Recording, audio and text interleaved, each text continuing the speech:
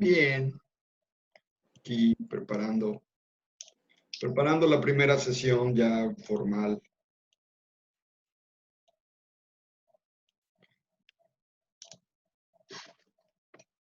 ¿Se acuerdan de esta presentación? Seguramente, ahorita lo van a recordar. Lo que no se acuerdan son los procedimientos, ¿verdad?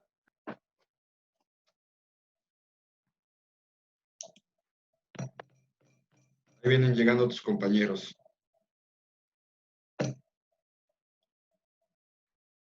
¿Se acuerdan qué son los Incoterms?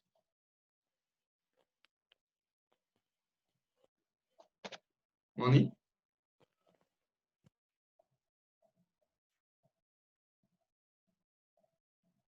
¿No se acuerdan?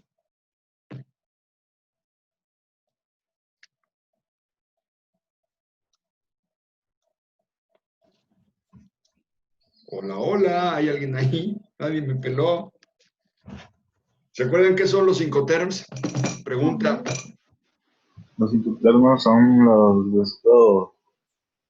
como tipo de derecho de definición de las mercancías, de cómo se van a envasar, de qué tipo es un tipo de acuerdo de lugares de destino de la mercancía. Son los famosos términos de comercio internacional que nos dicen hasta dónde llega la obligación del vendedor y dónde inicia la del comprador en materia de la entrega y del riesgo por el transporte o la logística de la mercancía. ¿Sí? Así de fácil. Bueno, todo eso, muchachos, tenemos que irlo generalizando, tenemos que llevar a cabo, pues, recordatorios constantes. Recuerden que la carrera La carrera es un cúmulo de conocimientos, pero que a veces son repetitivos. A veces utilizamos Incoterms en clasificación arancelaria, la vamos a utilizar en clasificación 2, la vamos a utilizar también para formular el precio de exportación, vamos a utilizar los Incoterms para los contratos internacionales. Todavía no han visto contrataciones internacionales y les falta. En arbitraje internacional vamos a entender que un buen contrato va a salvar de problemas tanto a importadores como exportadores, porque el arbitraje internacional, es una forma jurídica válida, internacional, de derecho netamente internacional, en donde los compradores y los vendedores se van a poder inconformar sobre algún conflicto existente en el cumplimiento del contrato o de las cláusulas del mismo que implican la entrega, el tipo de mercancía, la calidad, el precio, el pago, todo eso es un contrato. Entonces, tenemos poco a poco que ir armando nuestro glosario. ¿Sí? Su primera actividad para esta materia, que no la voy a evaluar ya, va a ser que tienen que realizar un glosario de términos de comercio. Ya me imagino que ya lo empezaron, si no es que ya se los había pedido antes, no recuerdo, pero lo vamos a hacer de la siguiente manera. Todos los términos que vamos a manejar en la carrera, es necesario que los conozcamos. ¿Y cómo los vamos a conocer si no hay un diccionario de comercio exterior? Sí, por ahí hay algunos, sí hay algunos, pero a veces son de otro país, entonces los términos no son los mismos, tendríamos que homologarlos. Perdón, es que alguien anda aquí afuera en el bar. Bueno, esos términos, ese conocimiento que van a ir ustedes acumulando, pues hay que capitalizarlo, les tiene que servir para algo, ¿sí? Entonces, su primera actividad va a ser plantear un glosario. Ese glosario preferentemente va a ser escrito en Word, va a ser, desde luego, como todo glosario, como todo glosario de términos, va a estar ordenado alfabéticamente de la A a la Z. Y les digo que lo hagan en Word porque también se vale hacerlo a mano, pero es mucho más complicado cuando lo hacemos a mano, porque cuando queremos ordenar las palabras, pues nos damos cuenta que es muy probable que tengamos que volver a escribir, reescribir, modificar, mover, cortar, pegar, qué sé yo. Es mucho más complicado a mano. Aunque hay personas que trabajan a mano porque se les facilita más, pues yo les sugiero que lo hagan en computadora, ya sea en el programa Word o en el programa Excel. Realmente el más práctico es el Word, ¿no? Para un tipo de trabajo de este. Ese trabajo se los voy a evaluar al final de la materia, ¿sí? Por lo que ustedes están obligados a mantener un ritmo de trabajo diario, quincenal, semanal, como ustedes quieran, pero deben cumplir con que ese glosario tenga por lo menos 100 palabras. 100 palabras o términos, porque no solo son las palabras, también los términos, ¿no? Por ejemplo, ¿qué es un PAMA? Pues un PAMA es una composición de 4 palabras, en realidad, no es una sola palabra, aunque el acrónimo o no sé cómo se llama, las iniciales pues forman una palabrita que se dice PAMA y que es el coco de todos los aduaneros, todos los importadores, los agentes aduanales y todo el mundo que nos dedicamos al comercio exterior. Entonces, PAMA, pues no es PAMA, es procedimiento administrativo en materia aduanera, es un término completo. O Incoterms, pues sí, Incoterms es un término completo que quiere decir International Commerce Terms, términos de comercio internacional, ¿sí? Y pueden ponerlo, por ejemplo, términos de comercio internacional y le ponen entre comillas, entre paréntesis, Incoterms, y lo alinean en la T, porque son los términos que conocemos para la operación comercial, no aduanera, comercial entre compradores y vendedores, y con esos términos sabemos en dónde tenemos que entregar la mercancía y qué acciones debemos llevar a cabo para entregar la mercancía. ¿Sí? Hay términos como, por ejemplo, certificado de origen. ¿Qué es un certificado de origen? Sí, lo vimos en Legis 2, ¿se acuerdan? Sí, profe. Un certificado de Como origen el es de aquel tequila, que... ¿no? Perdón, Dani, a tus órdenes. Síguele, perdón. Sí, es como el del tequila, ¿no? El que es de ahí, de Tequila, Jalisco. Bueno, ese es un certificado, ese no es de origen, ese es denominación de origen. El certificado de origen es más amplio. Es el documento que certifica que un producto viene de un país. Por ejemplo, yo quiero exportar aguacate a Estados Unidos, tengo que generar un certificado de origen para que esta fruta aproveche cualquier ventaja en materia de tratados internacionales. ¿Sí? Si yo quiero exportar sillas a Timbuktu Oriental, no sé si exista eso, pero bueno, se oye bonito, tengo que decir que las sillas son mexicanas. La producción es mexicana. Y eso me va a permitir, pues, aprovechar estas ventajas de los tratados comerciales y también de notar de dónde viene la mercancía. Recuerden ustedes que hay países que no son tan gratos en la cuestión de comercio y a los que hay que imponerles sanciones, que se llaman cuotas compensatorias. ¿Se acuerdan cuando vimos Legis 2? ¿Cuál es la forma en que el país se va a defender de ataques de otros países en donde pues, su intención es desmantelar toda una industria? Pues es a través de las cuotas compensatorias. ¿Sí? Ese glosario de términos, pues lo van a tener que elaborar. Aquellos que no vienen a clases por cuestiones de enlace o lo que sea, pues van a tener que ver el video. Yo sí les recomiendo a todos ver el video. Y pues nuestra jefa de grupo Mitzi no está pudiendo venir, pues vamos a apoyarla y entonces vamos a mandarle los enlaces de los videos, ¿sí? Y comentarle qué son las tareas, ¿sale? Primera actividad va a estar abierta durante todo el tiempo que dure esta materia, para que ustedes de manera, ya les digo, diaria, cada tercer día, cada que se acuerden, cada que les dé gusto, cada semana, o 2 semanas, o incluso, yo no les recomiendo que se avienten hasta el final, ¿verdad? Porque pues, van a tener mucho trabajo. Váyanlo haciendo diario. Si ustedes se ponen una meta, son 100 palabras y tenemos 20 clases, una meta de 5 palabras por día, pues sin ningún problema van a cumplir la meta, ¿no? Incluso si hacen más, pues será mejor todavía para su calificación de esa actividad. ¿Ok? Bueno, vamos a iniciar. ¿Qué es el despacho aduanero? Bueno, la ley dice que es el conjunto de actos formales y previos para llevar a cabo el desaduanamiento de la mercancía.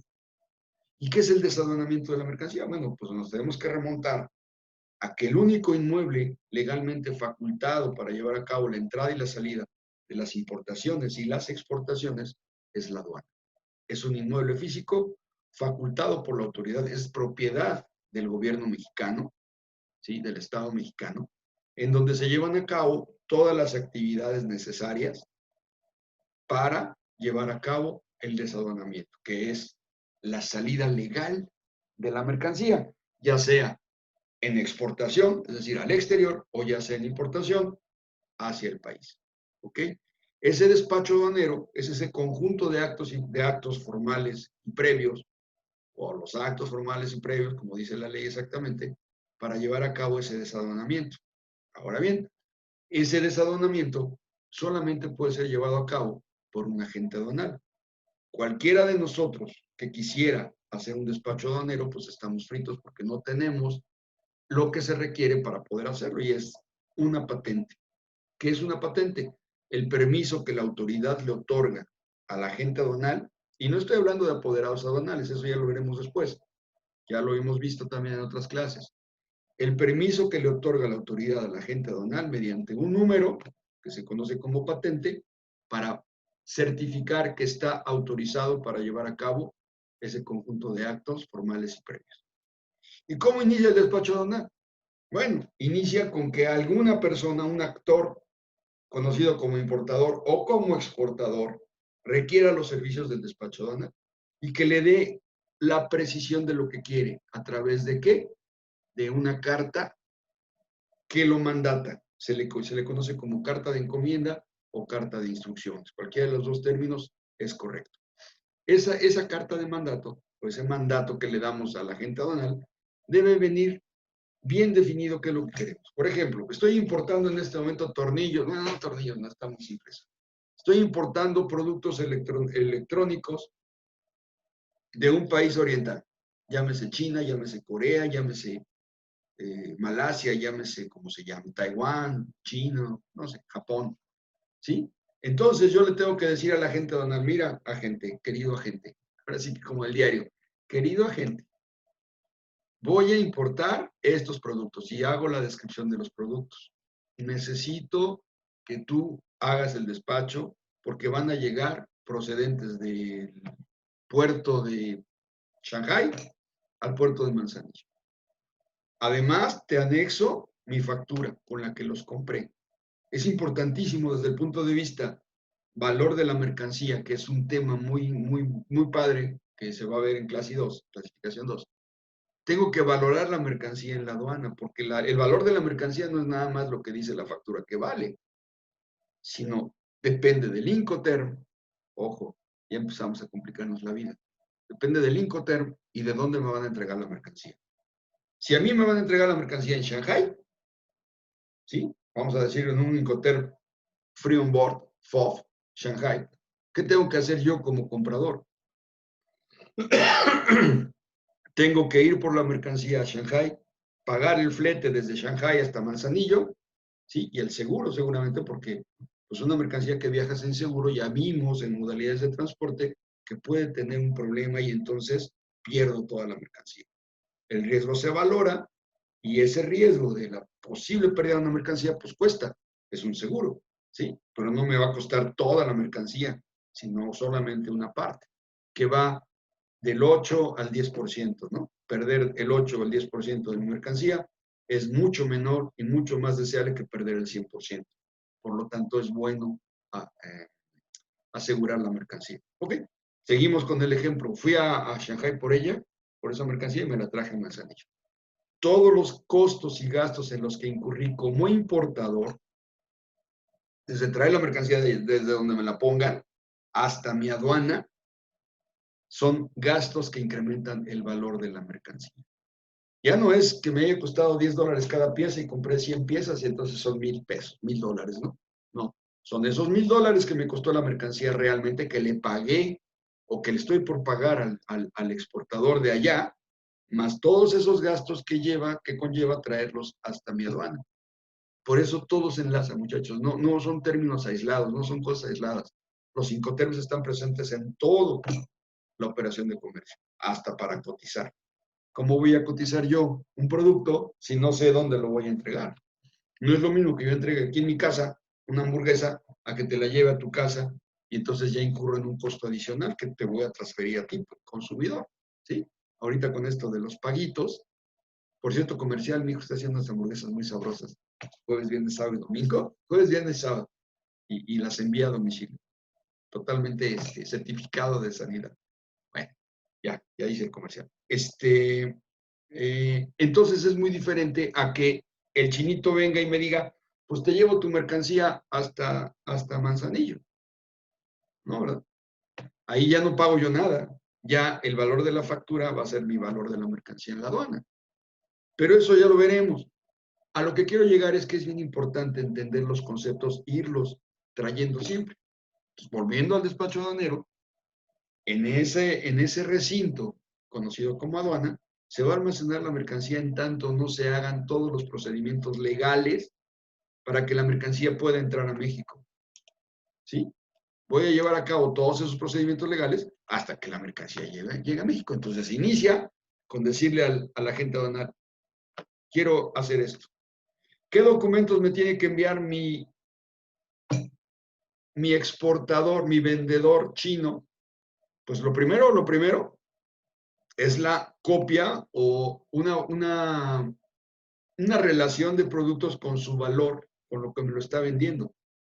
Normalmente es la factura, pero a veces no alcanza el tiempo para hacer la factura, entonces a lo mejor una remisión completamente, como les dijera, certificada por ellos de que es en lo que me están vendiendo la mercancía. Sí, si es la factura, genial, y si no, pues alguna prueba de la compra.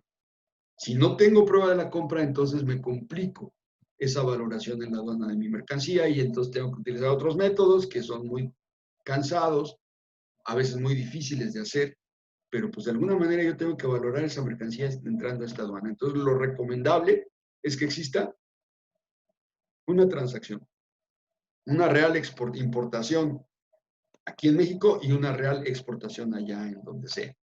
¿Sí? Esa factura me la tienen que enviar. ¿Qué otra cosa me tiene que enviar? Pues desde luego me tiene que enviar el certificado de origen, que es fundamental también para poder hacer los trámites aquí adentro. Esos trámites en donde vamos, entre otras cosas, a calcular los impuestos que tengo que pagar. Recuerden que toda la mercancía importada, salvo sus excepciones que marca una ley, toda paga impuestos. O a menos que esté al amparo de un tratado comercial, como por ejemplo el famosísimo TEMEC, que acaban de ratificar los gringos ahora en julio, y que ya por eso brincamos de felicidad. Aunque en realidad es un tratado que no está tan favorable como era el anterior tratado para México. Pero bueno, tenemos un tratado. Y al amparo de ese tratado puede haber mercancías que van a entrar libres de impuestos. ¿Sí? Entonces ya tenemos dos documentos, la factura y el certificado de origen. El tercer documento importantísimo es cómo me está llegando la mercancía. Ya vieron modalidades 2, ya vieron contratos de transporte. ¿Cómo se llama ese documento que genera un contrato de transporte o que viene a ser las bases de un contrato de transporte? Completamente vinculado, internacionalmente reconocido a través de la Convención de Viena de 1980. ¿Cómo se llama ese papelito? Vamos a pensar en un transporte marítimo. Ese papelito que hace las veces de contrato, pero que además también tiene ciertas connotaciones adicionales. ¿Se acuerdan? ¿Carta aporte? De transporte. Ese contrato entre la línea transportista y el importador o el exportador, depende de quién lo pague. Pero al final hay un contrato. Se llama Bill of Lading. Es el conocimiento de embarque en español. Ese conocimiento de embarque, ¿sí?, le va a dar en su momento, sí, acuérdense de sus clases de modalidades, al transportista la consignación de la mercancía, de la carga. Él, en el momento en que firma ese contrato en donde acepta transportar mi mercancía, eso es lo importante de un contrato de transporte, va a ser consignatario de esa mercancía. Lo que le pase a la mercancía durante ese trayecto, el capitán va a tener que responder, independientemente de si la mercancía viaja o no viaja asegurada. Si viaja asegurada, qué felicidad, pero si no viaja asegurada, es responsabilidad de la línea transportista y me tiene que responder a mí como importador, como usuario de esa carga, de ese contrato, sobre lo que le pasa a mi carga. Porque pues, no puede ser que en un barco contratado para trasladar mercancía de un lugar a otro se pueda perder. Puede haber actos de pillaje. Y si los hay, alguien tiene que responder por ello. ¿Sí? Por eso es muy recomendable que la mercancía siempre viaje asegurada. Pero en el caso de que no, independientemente de eso, El consignatario, que es el capitán del barco, es quien tiene que responder ante las autoridades y ante mí por haber perdido mi mercancía. ¿Qué pasó por lo menos? ¿Ok? Entonces ya es otro documento, es el conocimiento de embarque, bill of lading o guía aérea o lo que sea. Un contrato establecido entre la línea transportista y la persona destinataria, el importador, o incluso puede ser con el exportador, ¿verdad? Si es un Incoterm SIF, quien paga el transporte principal es el exportador. Pero eso no exime de la responsabilidad a la línea naviera. Y en este caso, el representante de la línea naviera, pues es el capitán del barco. Ok, ya son 3 documentos. Ahora, ¿qué otro documento? Bueno, pues un documento que se conoce como la relación de empaque. Ahorita no me acuerdo el término exacto, pero es un listado de todos y cada uno de los bultos con sus pesos por bulto o por peso por caja, numerados y nomenclados de tal manera que sea fácil su identificación a la llegada al puerto de destino. Al puerto o la puerta de destino, porque si viene por avión, pues es un aeropuerto, viene por barco, si viene por barco es el puerto, y si es por aduana, por transporte fronterizo, por aduana, viene el despacho a la aduana en la frontera, pues generalmente es por carretera, ¿no? Depende de las condiciones en las que voy a llevar a cabo ese traslado de la mercancía, pues será el tipo de documento que me tienen que entregar. Esa lista de empaque me va a decir cuántos bultos vienen, cuántas cajas vienen, cuántas unidades vienen de cada cosa para facilitar tanto su conteo como su revisión en la aduana de destino. ¿Sí? Ya son 4 documentos. Además, muchos importadores dicen, bueno, pues tú me tienes que certificar la calidad, papá. Yo te estoy comprando teléfonos de esta gama, necesito que me certifiques que vienen teléfonos de esta gama, porque en un embarque pues pueden venir miles de productos y a poco voy a revisar todos y cada uno. Debe haber una certificación a satisfacción del comprador de que lo que está comprando es exactamente, lo que le está entregando es lo que realmente está comprando. Y ese certificado de calidad viene como documento adicional. Y entonces son una serie de documentos, unos opcionales, otros no, otros son obligatorios, van a ser entregados al agente aduanal junto con esta carta de encomienda para que él inicie los trámites del despacho aduanal. El despacho aduanal se compone de actos previos. ¿Qué actos previos deben ser? Pues todos los que se llevan a cabo en la oficina del agente aduanal. Generalmente se conoce como agencia aduanal, aunque no es una regla. Hay agentes aduanales que no tienen agencias aduanales. Fíjense qué curioso. Hay agentes aduanales que trabajan en su despacho y no es una agencia aduanal como tal. La agencia aduanal es la oficina, la empresa en donde hay agentes aduanales que pueden llevar a cabo el despacho. El despacho no se lleva a cabo en la agencia aduanal, se lleva a cabo por cuenta y orden del agente. Sin embargo, estas empresas, hoy ya tan conocidas y tan en boga, pues cada vez han venido apoyando más a los agentes aduanales. Y hay personal de la agencia, que no de la gente, personal de la agencia que le auxilia al agente aduanal a llevar a cabo el despacho.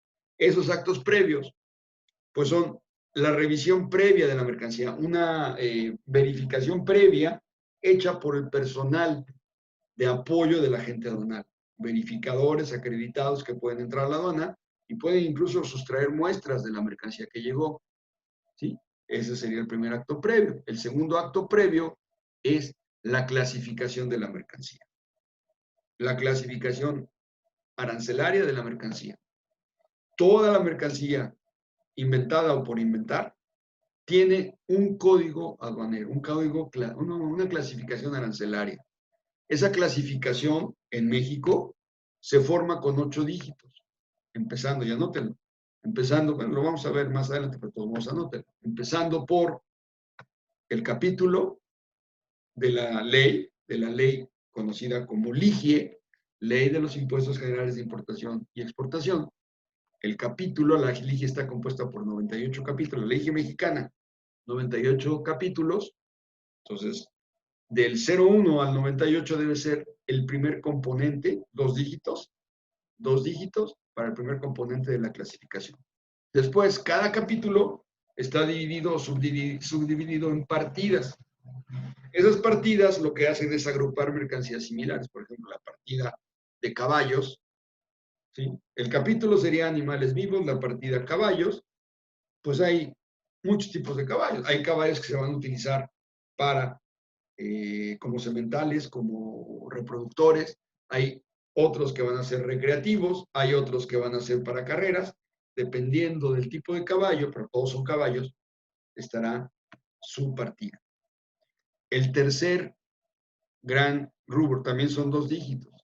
Los terceros 2 dígitos, ¿sí? Se refiere a la subpartida, una clasificación todavía más precisa. Caballo, caballo para hipódromo, pero para, no sé, registro, por decirlo. Ahorita no se me ocurre. ¿Sí? Entonces ya vendría una subpartida. Y finalmente, la precisión de lo que es. Si es caballo o caballa, ¿no? Caballo yegua, ¿no?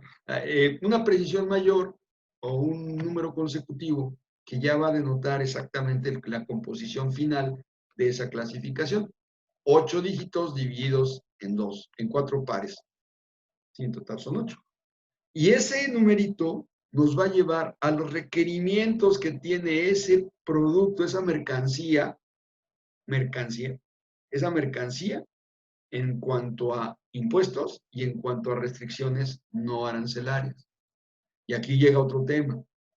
Toda la mercancía debe cumplir con la condición de pagar los impuestos, pero también con algunas otras restricciones o necesidades de información. Por ejemplo, un caballo que vamos a importar no puede entrar a México si no trae un certificado higiénico, un certificado sanitario. Se conoce como certificado zoosanitario, zoo de animal sanitario, porque necesitamos comprobar que ese producto no va a alterar en nada, no va a provocar peligro, primero al hato ganadero mexicano, al hato de caballos, y mucho menos a las personas, sobre todo cuando estamos hablando de productos alimenticios. Entonces, ese certificado es otro de esos documentos que les dije que son necesarios para llevar a cabo la importación. Y eso no los va a decir la clasificación arancelaria. Nos va a decir en qué condiciones los puedo importar y cuánto debo pagar por esa importación. ¿Qué impuestos debo agregarle a ese despacho aduanero? A esa mercancía cuando haga el despacho aduanero. ¿Ok? Y esos actos previos que hace el agente aduanal, pues me van a dar esa clasificación y va a revisar contra lo que le diga el código arancelario si los documentos que estoy entregando son suficientes o si necesito más para poder llevar a cabo la salida del desaduanamiento de la mercancía en su aduana. ¿Ok? No es fácil, no es fácil, hay que hacer muchas cosas, pero pues, la costumbre va haciendo a los maestros, ¿no? Los agentes aduanales son maestros en todo esto que les estoy platicando. Posteriormente vienen ya los actos formales. Ya los previos ya los cumplí. También en su momento yo y con los nuevos sistemas de ventanilla electrónica, en paralelo a todo lo que les estoy diciendo, y si los documentos, o voy digitalizando los documentos para tenerlos en un repositorio electrónico que se llama ventanilla única. Ese repositorio electrónico es exactamente lo que dice. Necesito escanear todos y cada uno de los documentos y irlos depositando en una casilla que se va a llamar tal cual mi importación. Estoy hablando de importación, también de exportación. ¿Y cómo voy a nomenclar a mi importación? Pues a través de un documento, un número de documento que es indispensable para llevar a cabo el despacho, que es uno de los actos ya formales que debe llevar a cabo el despacho, el agente aduanal, perdón. Ese documento se llama pedimento y tiene una forma de nomenclarse regulada a través de el anexo número 22 de las reglas generales de exportación y de importación. Son reglas generales emitidas por la autoridad hacendaria, por la autoridad aduanera, que me van a decir cómo voy a nombrar a un documento que se llama pedimento. El pedimento es el documento formal por el cual se lleva a cabo el despacho. Y una vez que ya tiene ese agente aduanal el documento realizado, el documento hecho, con la clasificación de cada uno de los productos que estoy importando, con el cálculo de los impuestos que tendré que pagar en la aduana, entonces ahora sí, ya inician los siguientes actos. ¿Sí? Y el despacho aduanal, bueno, vamos a avanzar la presentación. Aquí nos dice quiénes son los actores. Autoridades, consignatarios, es decir, los capitanes de barco y cualquier transporte, los destinatarios, los importadores, los propietarios también generalmente son los importadores, aunque no necesariamente el destinatario es el mismo dueño. Yo puedo decidir que mi mercancía, yo la importo, yo la compro, yo la pago, pero la voy a pasar directamente a un consignatario, a un destinatario que no soy yo y que me va a pagar a mí, puede ser mi comprador. Por eso están las dos partes. Los poseedores, mientras la mercancía está viajando, alguien la posee. No la va a utilizar para otros fines que no sea el de transportar, pero el poseedor de la mercancía no es el mismo que el importador, no es el mismo que el propietario. Puede ser el propio capitán del barco.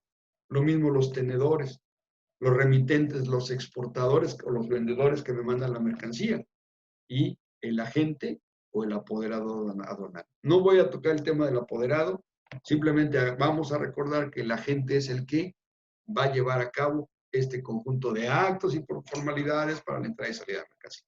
Así es como lo define la ley. Y entonces empezamos con el despacho. Hay una agencia aduanal donde hay un agente aduanal que está pendiente del arribo de la mercancía a territorio nacional. Cualquier medio de transporte es válido, sí, la ley lo dice, puedes venir por cualquier medio de transporte mientras cumplas con esos actos, ese conjunto de actos formales y previos. ¿Sí? Llega a la aduana es el único inmueble por el cual puede entrar y salir la mercancía de manera legal. Todo lo que no entre por aduana está entrando de manera ilegal a nuestro país y se conoce como contrabando. ¿Sí? La mercancía, una vez que llega a la aduana, es depositada en ella. Ahí se va a quedar.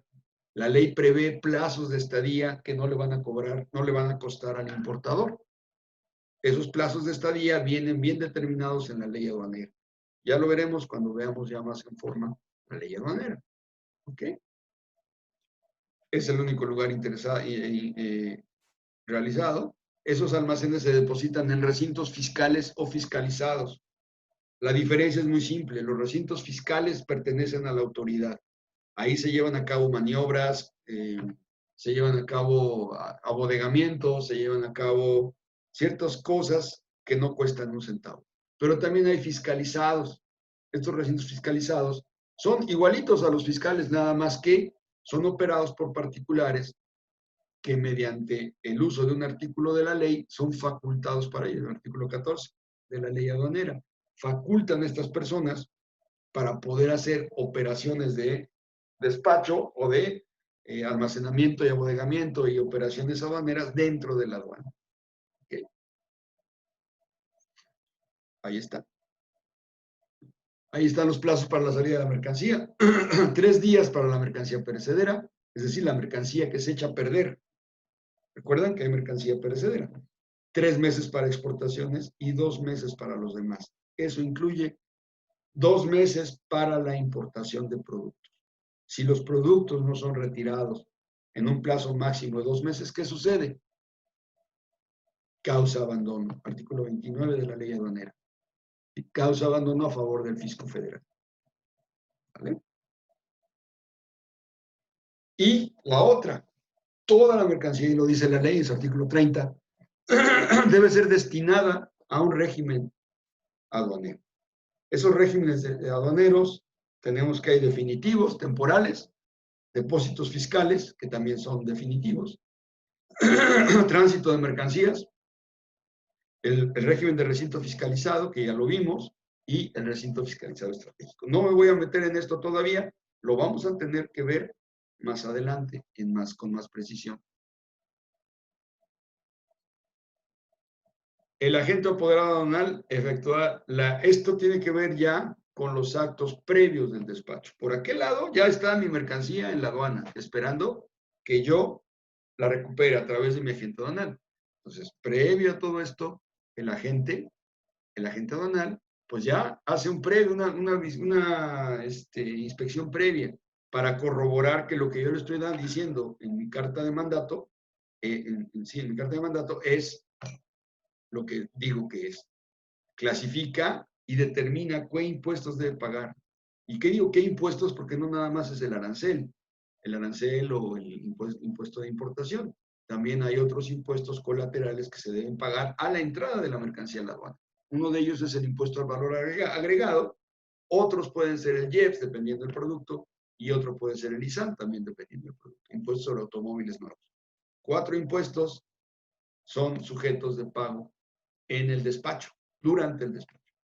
¿Sí?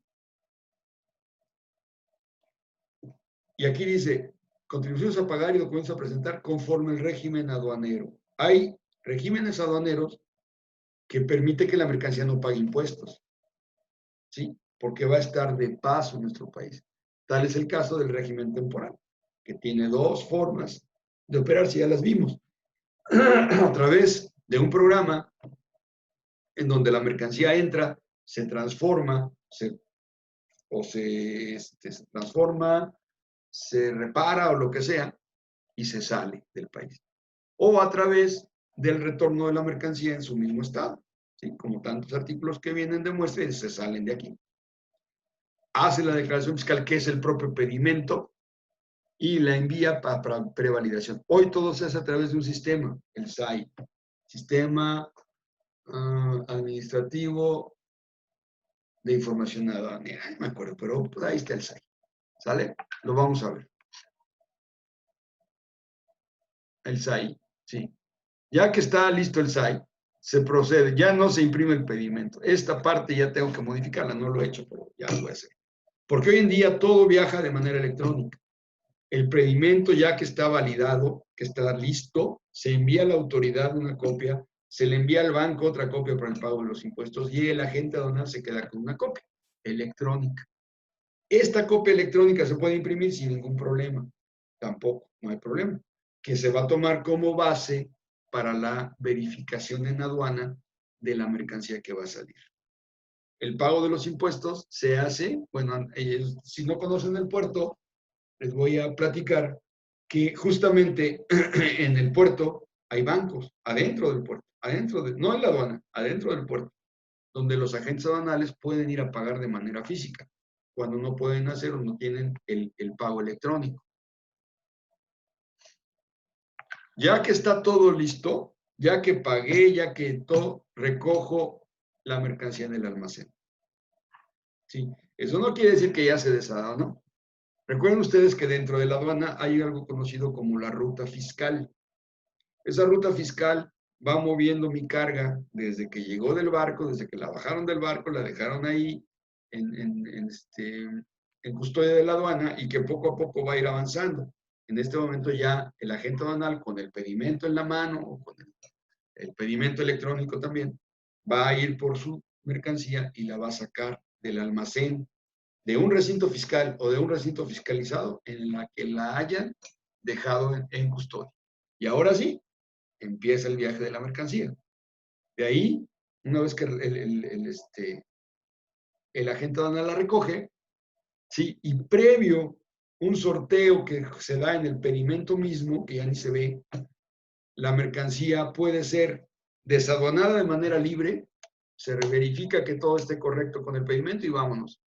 O bien puede pasar a un reconocimiento aduanero, que es una verificación física de las mercancías. Se me va a acabar el tiempo, jóvenes. Nos conectamos a las 9:20 para terminar con esta sesión. Mientras, ahorita, por favor, revisen la ley aduanera. Revisen los artículos 10, 14, 29, 30 de la ley aduanera, por favor. 10, 14, 29 y 30. ¿Sí? Todos tenemos la ley aduanera y debemos, como licenciados en comercio exterior, tenerla siempre a la mano.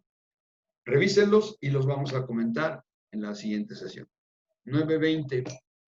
Si no han desayunado, aprovechen y desayunen. ¿Sale? Con la pancita llena se aprende más. Nos vemos.